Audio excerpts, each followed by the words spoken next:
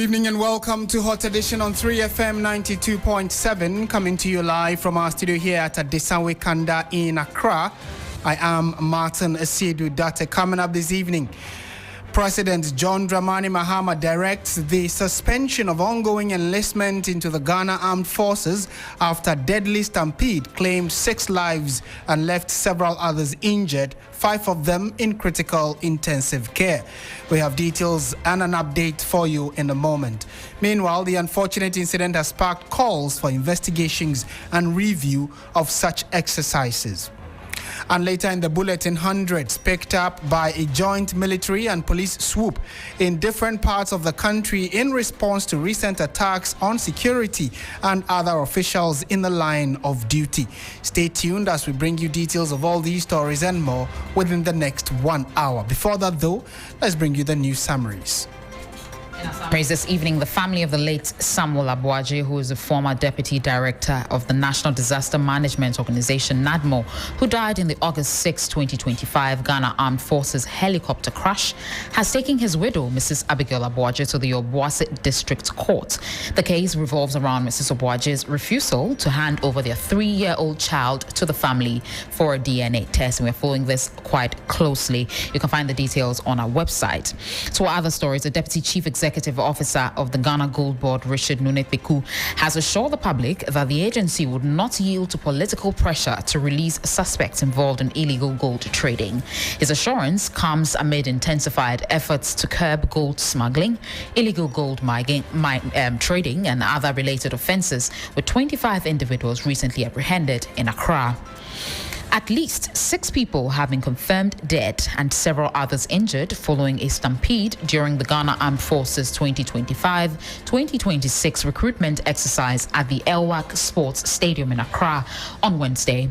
According to a press release issued by Captain Veronica Adjo-Ahin, Acting Director General of Public Relations for the Ghana Armed Forces, the tragic incident occurred shortly before the commencement of the recruitment exercise at about 6:20 a.m. Finally, the Accra High Court has granted an application to vary the bail terms of former Director General of the National Service Authority, Osei Asibe Entry, reducing the amount from 800 million Ghana cedis to 623 million Ghana cedis. Lawyers for the embattled former National Service Authority Director pleaded with the court to vary the bail terms, highlighting that the original amount was the highest in the history of bail conditions in the country. That'll be it for the summaries. Martin, over to you. Thank you very much. Let's settle for the details. And a few hours ago, the news of the unfortunate death that a number of our compatriots suffered at the Elwak Sports Stadium got the president to visit the location and the site of the incident, and he has forthwith given a specific order for the recruitment process to be suspended. We'll update you on what happened, and then also, as earlier the day, as the president, after that, headed to the Ashanti region for yet another important national exercise. But let's start from the Greater Accra region, where the Ghana Armed Forces has suspended its ongoing military recruitment exercise at the Elwak Sports Stadium in Accra until further notice. This follows a deadly stampede earlier today that claimed 6 lives and left several others injured. What was meant to be a regular enlistment exercise turned deadly when thousands of young Ghanaians thronged the stadium in a desperate attempt to join the military. Just before the process began, a surge in the crowd and intense pushing at the gates led to chaos, resulting in multiple injuries and fatalities. According to the military, 6 deaths have been confirmed. 28 others were rushed to the 37 military hospital. 5 are in intensive care unit, while 12 remain in critical condition. The exercise at the Elwak Stadium was part of a 2-day nationwide recruitment drive being conducted by the Ghana Armed Forces across all regional capitals. President Mahama, confirming the suspension of the Accra exercise a short while ago, said he has directed that an investigation be concluded and conducted into the incident. He spoke at a program in the Ashanti region. Let's listen to the president when he mentioned what he had been briefed on regarding the deaths here at Accra.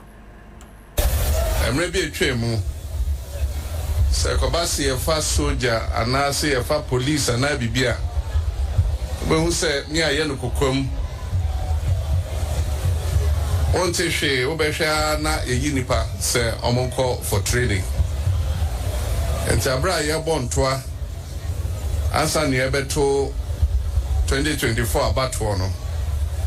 Michelle Bosse, Seba, a cobase, your first soldier, na police.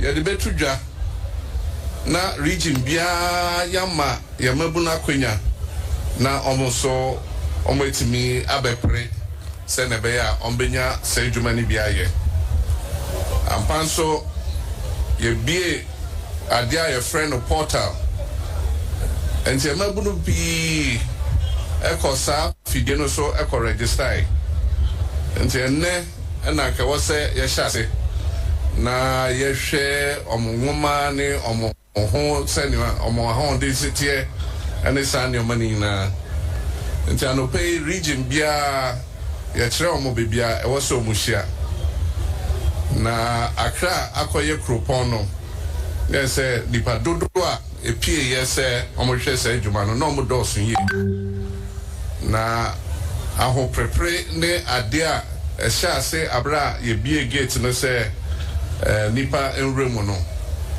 ma nipa ni bebre de ahonden epia se omokom omanim etime enremu na arehosem ne se ebi ehwe ase emye tietia omoso na menemo ka sei se na ayenya ntiye nipa ensia ya mabunu ahwere omonkwa na dumienu bi nso eda hospital a echese ayedin nso ye bompa ese omho beto omo na nyame enya areho ama omo enti make say soldier mpanyimfo ama ya so atese yamma ensia omo nyina eyamma bawa oma hire omo nkwa se Kumasi hanso bibi kakra sa esiye echese nipa baako se we prade de India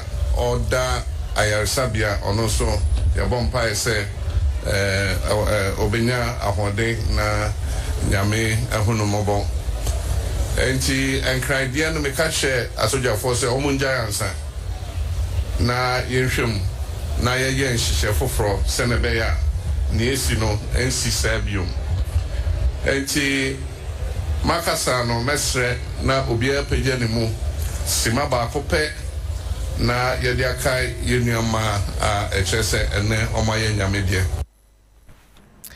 And that's President John Dramani Mahama speaking at an event, the launch of the Nkukon Kitten program in the Ashanti region, where before he delved into the substance of the day, which was the program he was there to launch, he more or less addressed the nation through that platform to say, and I'm going to just briefly sum up what he said in Treve. He said that during the campaign period in 2024, or prior to that, there were concerns that anytime there was the need to recruit people into the military, it usually was on the blind side of the public. You just hear that people had been taken into the military. So a promise they made as a government or as a party in opposition or part of their campaign was that if they are given the nod, they would ensure that the recruitment process is transparent and public for everyone to see, so everyone can benefit, especially if you qualify. And it was that process. A portal was open, people filled in the forms and were asked to turn up today at the Elwak Sports Stadium. And he even said that it is across the country. So in other regions, they are having or holding similar recruitment programs.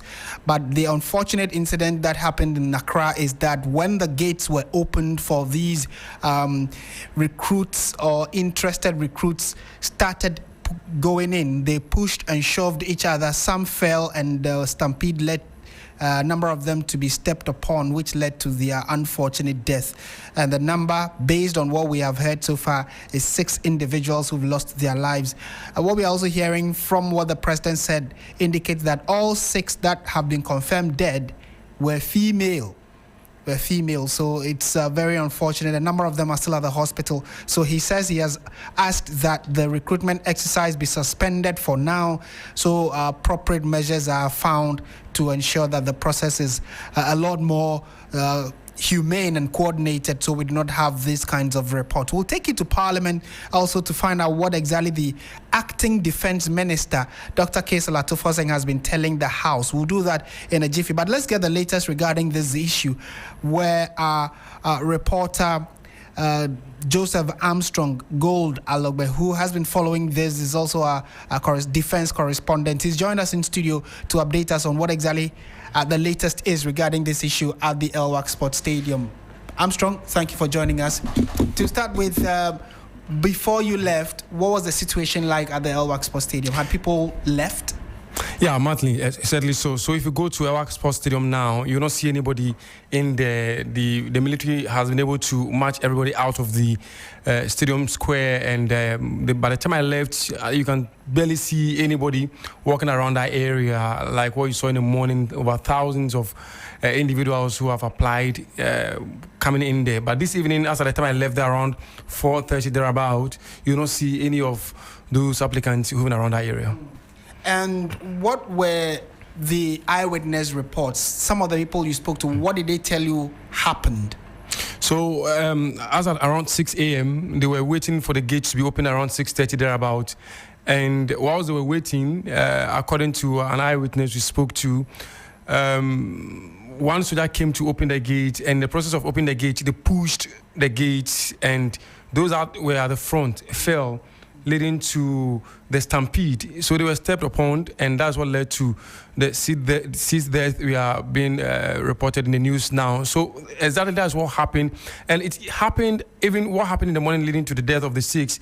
Later in the day, that kept happening again. And sometimes you see some of the soldiers too, when you have a lot of people gathered, you don't come around throwing sticks at them. They will run and they will hit at each other, and then if you fall, people step on you, and then if you are not careful, you end up losing your life. So I think that can keep occurring during the day. So the crowd control itself was a challenge. The crowd control itself was a challenge for me.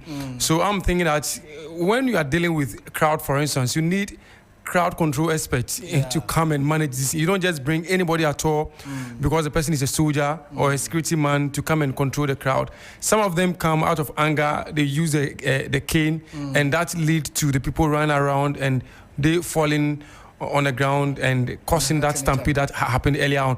So people have also advised that for us to avoid some of these things in the near future, how about we asking all the security or the other security agencies like the Ghana Police Service, like the prison service, the fire service, all other services should do their recruitment on the same day. Because for all these people we are seeing at Elwak, many of them claim they want to join the Ghana military.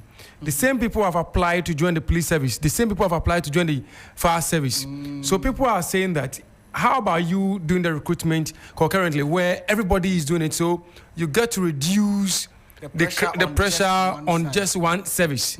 So this is what many people are saying. People have also said that if that not be the case, how about having about 8 different centers where we'll have this military screening exercise taking place. In any case, Elwak is an enclosed environment. The place is very small.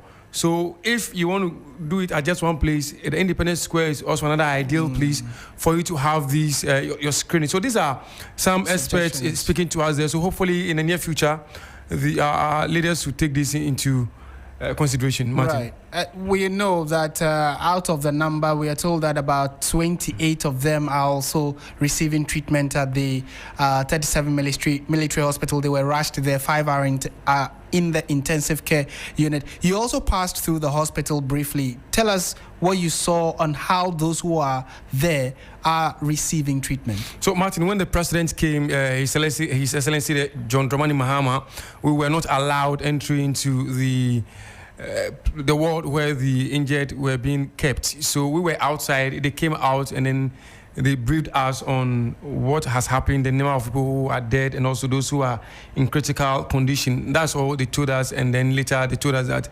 all those that died are females. We were not allowed to see. But one thing that we were looking forward to see was family members of those who have lost their lives. We did not see any family member because it appears they are yet to identify that their children are involved in this. So that's one thing that we are looking forward to see, maybe by close of the 37 military hospital be able to tell us that, well, the disease have been identified by their various families.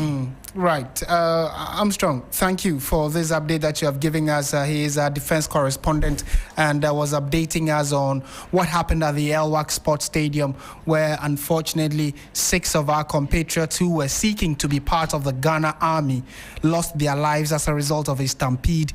And many of them, we are told, also got injured and are receiving treatment at the hospital as we speak. Also, the president has asked that the entire exercise be suspended, especially that which is happening in the Greater Accra region. Although the ones in the other regions are still happening, the Greater Accra regional recruitment exercise into the army has been suspended until further notice. And I'm sure that in the coming days we'll update you.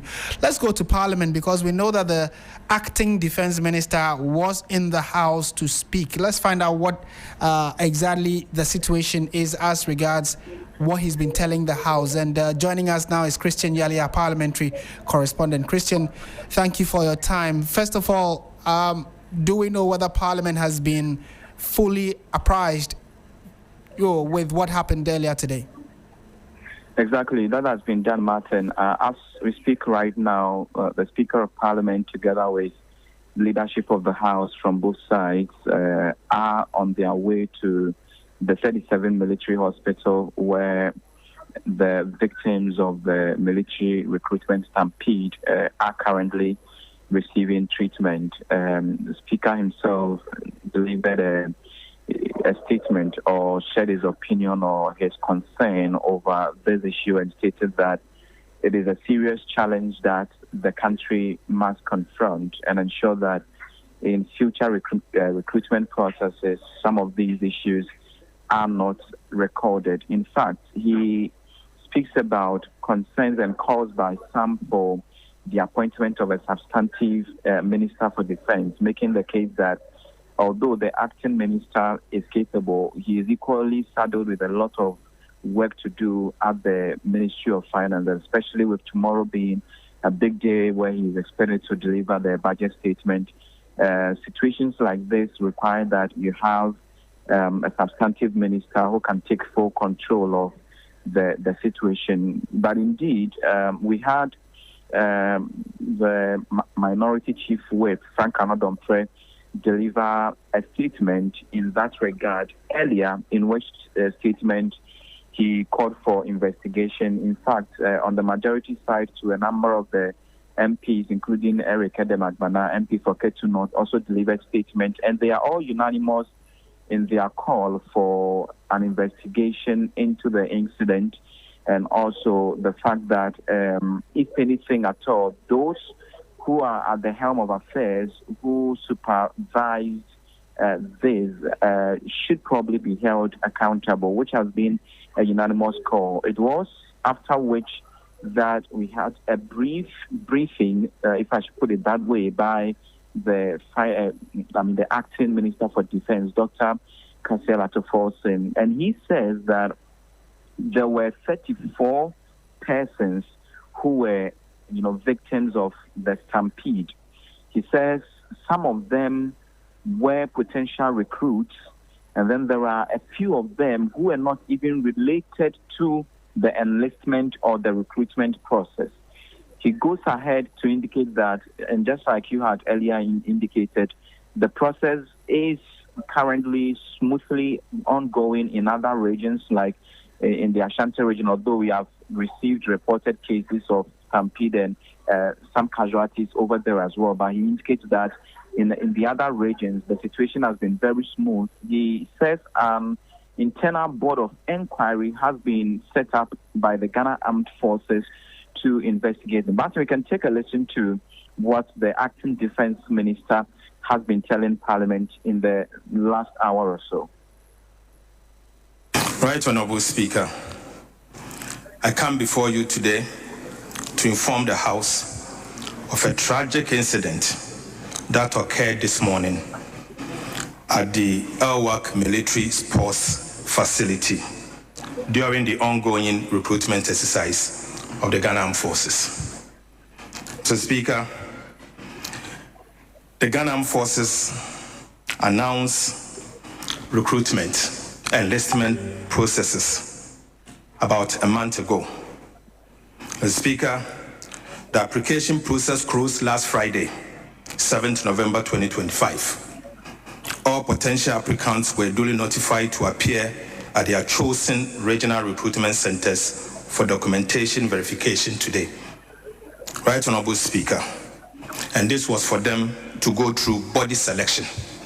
Mr. Speaker, this year's recruitment exercise is being conducted simultaneously across all regions. Indeed, it was a system designed to decentralize the process, reduce congestion, ensure transparency and fairness, as well as to ensure accessibility nationwide. Unfortunately, despite these measures, a stampede occurred at the LWAC facility in Accra. I regret to report that there were 34 persons who were direct casualties, some of whom are potential recruits, and others, Mr. Speaker, unfortunately, are not related to the enlistment at all. The Speaker, out of these 34 casualties, 6 persons have been confirmed dead. The Speaker, 5 are critical, and as we speak, they are the ICU. Right Honorable Speaker, 12 are fairly critical. The Speaker, the rest are stable and under observation. Additionally, there's a reported case of 1 person hospitalized at the Kumasi Recruitment Center, though that incident is unrelated to the stampede in Accra. The Speaker, in light of this development, the Ministry of Defense has halted the recruitment process in Accra until further notice. I wish to assure honorable members that in all other regions, the exercise is progressing smoothly and without incident. Right Honorable Speaker, the Ministry of Defense deeply mourns the loss of life and extend condolences to the affected families.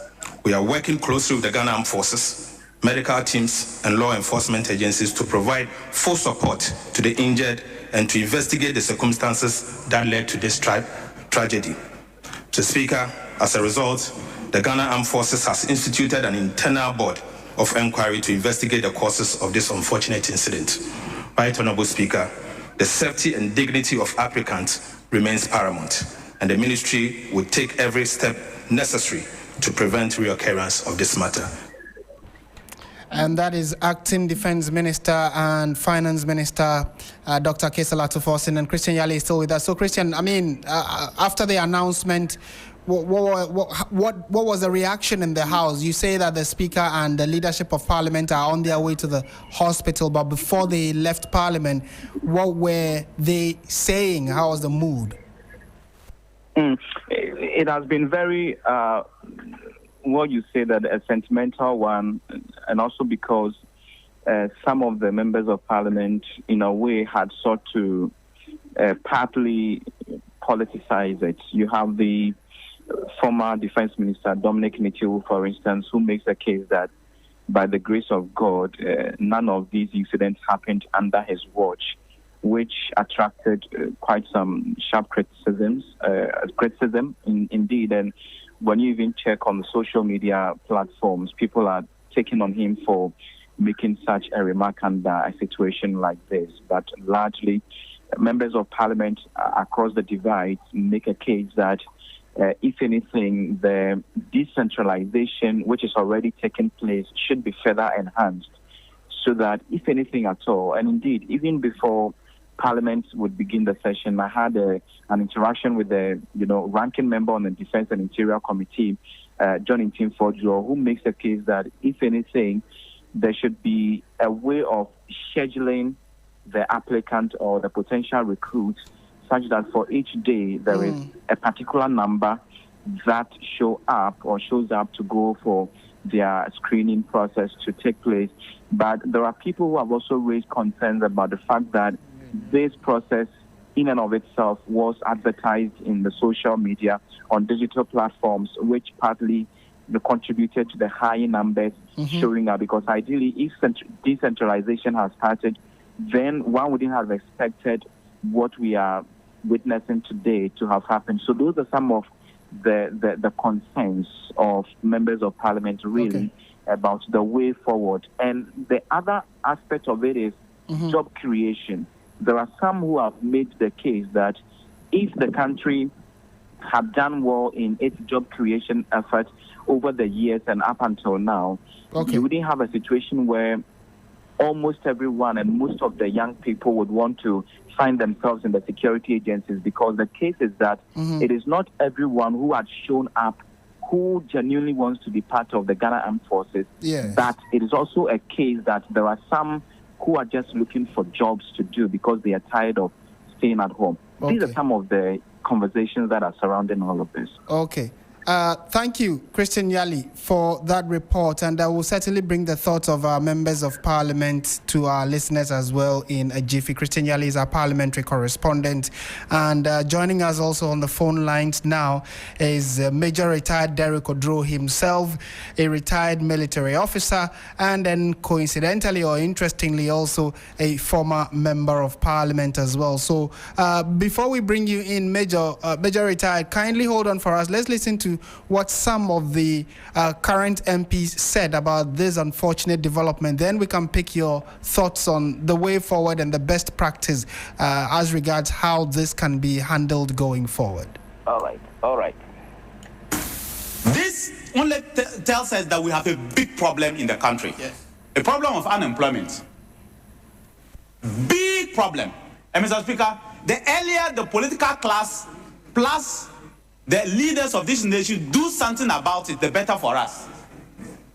Because if young men all across the world, it's difficult to get people to serve in the military. People in US, people literally had to be begged to serve in many militaries. And today, young men and women are all rushing just because they want to serve in the military. I don't know whether it's for job purposes they are doing that, or it's just the love of serving in the military. That is happening. But I will lean towards the fact that people want to survive. People want a job. And Mr. Speaker, I can say that we have a big problem of unemployment. And these teeming youth who are outside, between the ages of 21 when they have completed school and 25, if we don't do something about them, Mr. Speaker, this nation called Ghana, we may regret one day. I don't know when, but I can say that it's easier, or it is better for the political class to think together. And I like the way you said we should work together. We should work together and find a solution to it immediately. Otherwise, Mr. Speaker, we may regret. I thank you, Mr. Speaker. I wish to first of all express my condolences to the bereaved families. It is really, really very painful to have our children to go for recruitment only for us to lose them. But I want us to all take solace in the Almighty Allah. There is nothing that happens that doesn't happen at the right time. This is what the Almighty Allah has ordained for them. Today is their day. No matter how, no matter what, no matter who was there, as what, even if we brought all the presidents of the world to sit there as ministers or whatsoever, once today is ordained for them to die, they will. And this is what has happened. Unless you don't believe in the oneness of God, unless you don't believe in the oneness of the Almighty Allah, it is not anybody who wanted them to die. There's no single officer there who wanted even one single soul to pass. Not even one person hoped and prayed that one person would die there. Let us understand that. If that were the wish of anybody, I haven't seen or thought of that person. Mr. Speaker, I appreciate what you have said. Let us work together. If there are mistakes, let us look into it. I've heard one of my colleagues saying that there are other recruitments to come on. Yes, that is true. It's a very big lesson, and we use the problems that have occurred or the mistakes that would have taken place, and we correct ourselves and forge ahead. So, well, we had two voices, one from the minority side, and the last one you just heard is from the majority side. Now, let's engage Major Retired Derek Odro. Major, very good evening to you. Thank you for your time on News on 3FM. I also thank you very much. Where were you when you heard the news, and what did you make of it? Yeah, thank you very much, and good evening to our listeners. I was sad because this thing hasn't happened before. I was a deputy defense minister. Maybe you forgot to mention that. Deputy defense minister during President Nana Addo Dankwa era. Yes, that's true. Thank you for that addition as well. Yes, and it never happened during our time.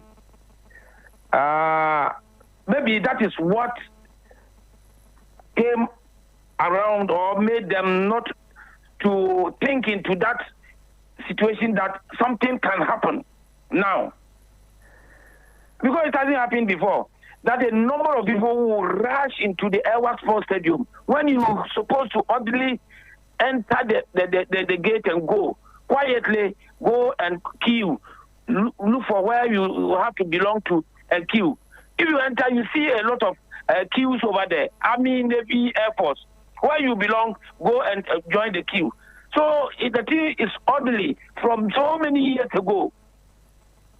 Once you have been selected online, you have your the card you are holding, the card that says you are qualified to be recruited. You don't have to struggle and fire. They will look at everybody. So why should you struggle? And I have been hearing people apportioning blame to the military. It hasn't happened before. You go, you form the line, join the queue, you'll be looked at, and then you are told when you are going for medical examination, you'll be grouped. Okay. Because 37 meters is a so small area, all of you cannot go there. And it's not all people who can go through. I'm hearing the media, you are saying there are about 21,000 that converge there. Okay, be as it may. If there are about 21,000, it doesn't mean that all the 21,000 people are going to be recruited. Right. Some will fall by the wayside through medical, some through documentation, some through even the examination, the test that they will conduct, aptitude test. So right. They will conduct three phases. Phase one is the documentation. Whatever you put in the computer to get qualified, they will verify. Then you go to another stage, which is body selection. Okay. Some of them will also be whipped away. So you go to the aptitude test. Some of them will be thrown away because they will not qualify for from that area before they are pushed to 37 meters also in batches for their medical examination. Okay. So because this thing hasn't happened before, people didn't look at that, but it could have been prevented. So you are saying that the process is the same as has been in time past, but the unfortunate incident is new because it never happened before. Exactly. But this time maybe the applicants were many. Right, and that's what that's what some have said, that it is also likely to be the numbers, because this is like after a number of years where recruitment have not happened. So now that the portal was opened or the access has been granted, many more people who probably in the last few years did not get the opportunity or applied. Hence the increase in the numbers we are seeing. Not only those who couldn't get a chance last year or last 2 years, those 2021 applicants, when the new government came, they cancelled it. Okay. Those who were on standby to go for training, they were all washed away. So they have to apply again. So that's what the number increased. Right. See, so it could have been prevented. well, from the dismissal or the cancellation of that one, so that they allow those batches that couldn't go for training, they finished their medical examination, everything. It was cancelled. That must also should also be looked at. But seeing the great number that went to work this morning, they should have grouped them. Maybe Army one day, Navy one day, Air Force one day. It has been done before. Okay. When the previous administrators got to know that the number was great, they did it that way. But this one, maybe there are new people over there who haven't handled that thing before, no experience, and therefore they thought they could go through because people will be law-abiding, they will be disciplined. They think they are all members of the armed forces. No. Because of the nature, because of the situation that so many people applied for it, and so many people came there. People even moved from their regions and came and do the screening in Accra. Some from Kumasi, some from Kofodia, some from the north. But Honorable, having been there and having supervised or at least, superintendent over this kind of recruitment, do you think it is about time we change the approach? Or you think the system is, the way we do our recruitment into the armed forces should be the same? However, today's case is an isolated one. As a minister, you don't supervise or you don't superintend recruitment. What you need to do is to get them the financial clearance, and then they will set a recruitment team. And then they will publish, they will draw their programs and go about it. Okay. So if they knew that they were coming in that great number, they should have done it the other way around, as I mentioned that they could have put them in batches and then done that. So the way forward, or for us to prevent the reoccurrence, that when we know that the number is above certain figure, let's give them different dates for them to come. Right. So that they will all not come and congregate there, and then that will bring that this kind of chaos. Okay. Honorable, we are grateful that you made time to speak to us. Thank you so much for your time this evening. I also thank you very much, Martin. Right. So we've been speaking to former Deputy Defense Minister himself, also a former Member of Parliament, and retired Major Derek Odro, sharing his expert opinion on how we can better approach this going forward in the coming days. So it's a very disturbing situation that we have found ourselves in today. And like we indicated, the leadership of Parliament, led by Speaker Alban Bagbin, are headed to the 37 Military Hospital. In a moment, we'll update you on what to expect as they are almost there. But we've also been speaking to the public regarding what they make of or how they perceive today's unfortunate development. Before we bring you that public voice, let's go to the phone lines again and speak to Stanley Nible, who our correspondent, who is at the 37 Military Hospital as the Speaker of Parliament and the leadership are there. Stanley, thank you for joining us. What can you report from the 37 Military Hospital? So, Martin, I must say that a few in a jiffy, the Speaker of Parliament and then the leadership of the Parliament and then some members of the Parliament as well were here. They have been here to actually visit the individuals, the patients who got injured as a result of the recruitment process at the Ewak Sports Stadium this morning. So we were made to understand that some 28 of them were brought in, 5 were in critical condition. As we speak, the Speaker and the entourage had been able to assess the ward in which these people or these patients are, and they are attending to them. The media has not been allowed to go into the ward, but some of the patients who actually got injured, but they've been able to resuscitate them, have been brought forward to the triage area where the media can have access to them, the media can see them, and so the Speaker and then the and the leadership of Parliament, which is the majority leader, the minority leader, and then the whips, and then other members of Parliament have been here to interact with them. But quite some few minutes ago, before we got here at the 37 Military Hospital, we were told by the military personnel manning the post, manning the gate, that the President, John Dramani Mahama, just left the hospital. He also came in here a few minutes ago to also visit the patients and also to check up on them and see how they are faring. As I speak, the President had left the place, and then the parliamentarians and then the Speaker are also taking their turn to also assess the impact of the intensity of the injury that these people actually sustained. So that has been the situation. From here, I'm hoping that they will be briefing the media as to what they have seen over there. But Martin, if I speak, the hospital is actually crowded because a lot of people are in here to also see what actually happened. When we got here earlier, the military personnel manning the gate actually told us that they approached us and told us, because we were branded in the three vests, they told us that they are not going to allow us to have access to the premises because that has been the instruction that they've gotten. This is because, when the incident happened in the morning, some media houses were giving misinformation about the happenings.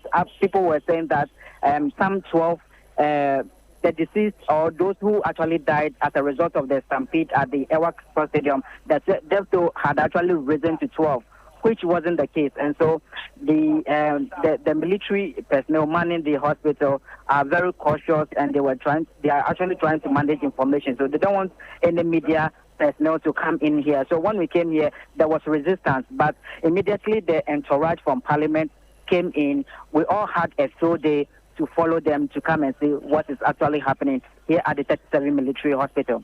Right, Stanley, thank you for that report, and certainly in subsequent bulletins, Stanley Niblewu would update us as well regarding what the leadership of Parliament found when they also went to the hospital. Stanley Niblewu reporting from the 37 Military Hospital, and this is a very unfortunate development here in the country, and many of you who probably may just be joining us who have not already heard, the news is that today the recruitment of some interested applicants who wanted to join the Ghana Armed Forces unfortunately died following a stampede. 6 of them have died.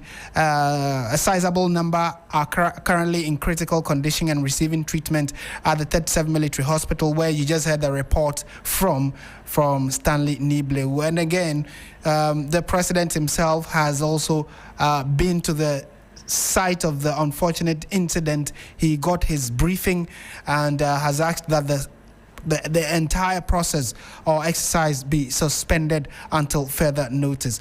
Would keep you updated on our social media platforms and in subsequent bulletins. But join us at 7 p.m. on TV3 News 360, where we can also bring you comprehensive coverage of what exactly must have happened throughout the day.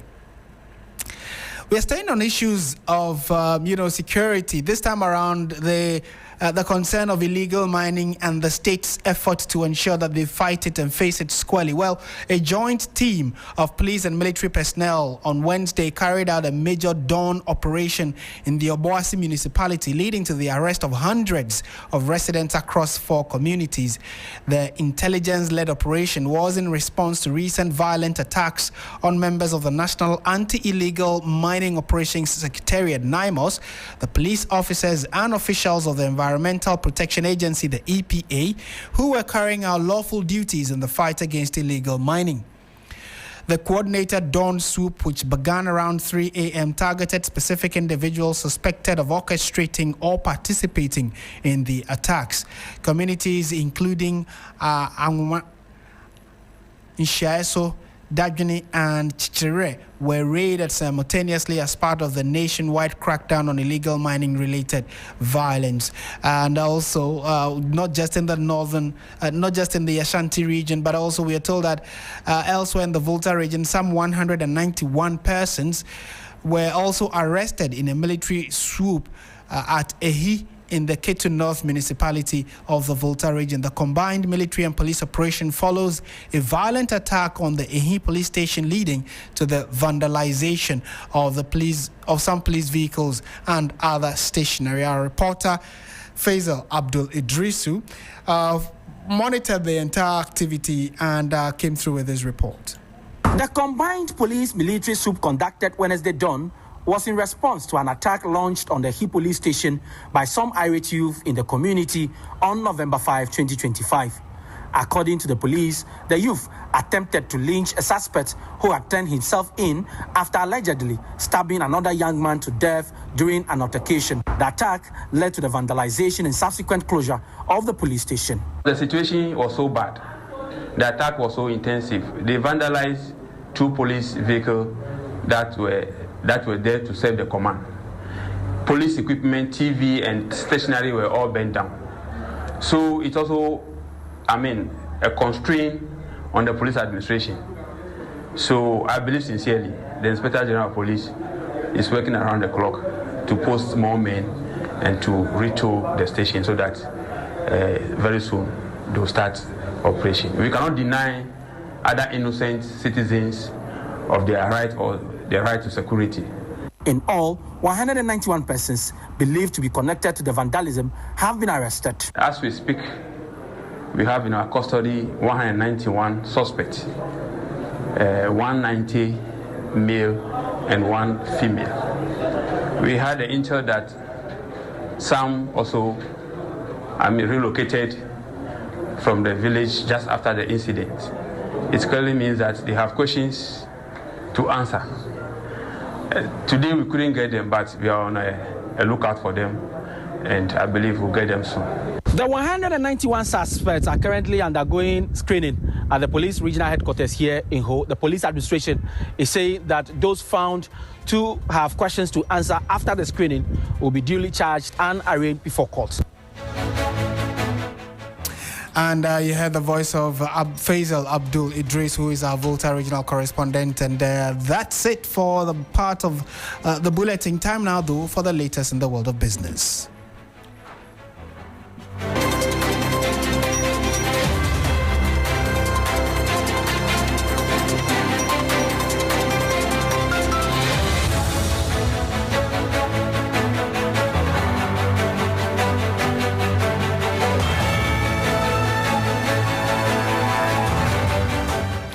Hello, good evening and welcome to the business segment on Hot Edition on 3FM 92.7 with me, Bismarck Ausa. Coming up tonight, as Finance Minister readies to present 2026 budget statement tomorrow, November 13, we'll hear from Trade Union Congress calling on clear measures for job creation. This story and others lined up for you, please stay.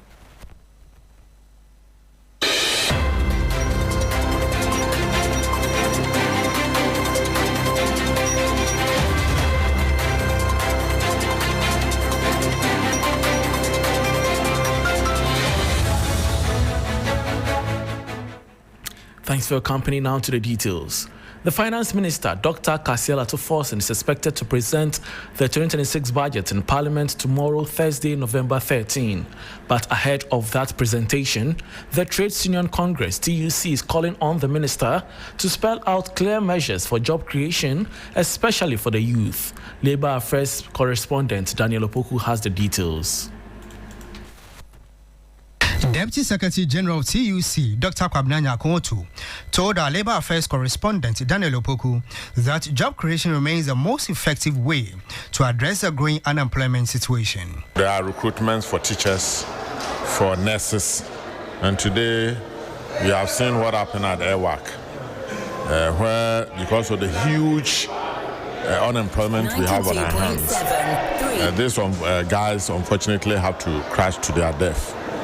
It's an indication that the unemployment challenge is huge and getting bigger by the day. So government must use the budget to attempt to address it. He also emphasized the need for a national dialogue on the country's pension system. Investment of the Tier 2 is becoming a problem. So we think that government must use the budget to attempt to address some of these things. But ultimately, we are also calling on government to institute a national stakeholder dialogue on pensions so that collectively we can sit, talk about pensions and address all the challenges that we today find about pension. The General Secretary of the Teachers and Education Workers Union, TEU, King James Azotiba, also added his voice, urging the Finance Minister not to introduce any new taxes in the budget. He said government must instead focus on creating sustainable jobs for the youth. And so we also expect the tax policies to be friendly to labor, to be friendly to the investors, to be friendly to the employers, so that they can expand their businesses. Special tax will be given to them to create jobs. And if that is done, I believe the research will work and we'll all be happy. Thousands of students. And that was a report by Labour Affairs correspondent Daniel Opoku on the TUC's expectations ahead of the 2026 budget. Meanwhile, the Center for Environmental Management and Sustainable Energy, CEMSI, is proposing to the government to allocate $100 million in the upcoming budget to support the purchase of crude oil for the Tema oil refinery. The government has already announced plans to restart crude oil refining at Treve by the end of this year, an initiative aimed at reducing Ghana's annual $10.2 billion oil import bill, conserving foreign exchange, and stabilizing domestic fuel prices. Speaking to Three Business, Executive Director of CEMSI, Benjamin Nsia, emphasized the need for strong government backing to ensure Treve's sustainable and efficient revival.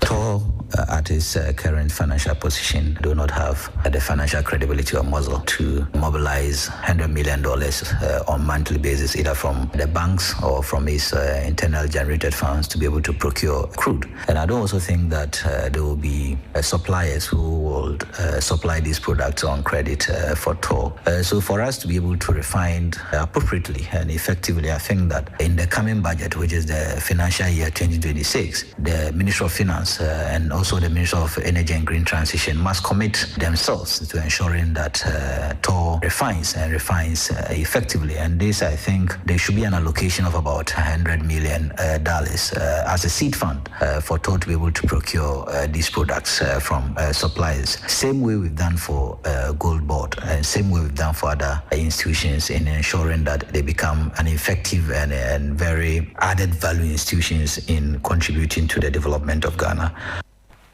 And that was Executive Director of the Center for Environmental Management and Sustainable Energy, CEMSI, Benjamin Nsia. Away from the 2026 budget expectations, the Bank of Ghana has introduced a new foreign exchange operations framework that seeks to make the central bank's currency management more transparent, rule-based, and aligned with its inflation targeting mandate. The framework, approved by the bank's board, outlines how the bank will intervene in the foreign exchange market, focusing on stabilizing short-term volatility, building reserves, and ensuring orderly FX flow intermediation without undermining Ghana's flexible exchange rate regime. The following Three Business News Desk report has details. The Bank of Ghana has rolled out a new foreign exchange operations framework aimed at strengthening market confidence and ensuring transparency in the management of foreign exchange operations. According to the central bank, the framework will guide how it intervenes in the FX market with clear objectives of building foreign reserves, managing short-term volatility, and ensuring orderly flow of foreign exchange into the market. The bank says it will not target a specific exchange rate level, but will act only to correct market distortions and ensure stability. Under the new arrangement, the bank will hold twice weekly FX auctions and publish detailed monthly data on its operations to promote transparency and accountability. Officials say the new framework reinforces the bank's commitment to macroeconomic stability under its inflation targeting and flexible exchange rate regime. And that was a Three Business News Desk report. Meanwhile, some commercial banks in Ghana have begun reversing the controversial 3% charge on foreign exchange cash withdrawals as a relief for customers who have long opposed the levy. Fidelity Bank is among the first to officially scrap the fee. The bank announced that effective Monday, November 10, 2025, it has removed the 3% over-the-counter withdrawal charge on all FX cash withdrawals made against foreign exchange purchased from the Bank of Ghana. The move signals a growing effort within the banking industry to ease costs for customers and improve transparency in forex operations. The 3% charge was originally introduced to offset cash handling and operational costs. However, it has faced persistent criticism from individuals and businesses who say it increased the already high cost of forex transactions at a time when foreign currency demand has been volatile. Before we go, Ghana's gold reserves have recorded a significant boost this year, with the Bank of Ghana adding 7.42 tons of the precious metal between January and October 2025. The accumulation, driven by the central bank's domestic gold purchase program, underscores efforts to diversify reserves and build resilience against global economic shocks. Ghana's gold reserves have risen sharply this year as the Bank of Ghana stepped up its domestic gold purchase program. According to new data released by the central bank, a total of 7.42 tons of gold were added to the nation's reserves between January and October 2025. The bank says the move forms part of its strategy to strengthen Ghana's reserve base and reduce reliance on traditional foreign currency holdings, particularly amid global economic uncertainties. Records show that Ghana's total gold holdings stood at 30.62 tons at the end of January and climbed steadily to 38.04 tons by the end of October. The steady growth highlights the bank's ongoing commitment to using gold as a strategic asset for long-term stability and economic resilience. And that was a 3 Business News Desk report, and this has been the hot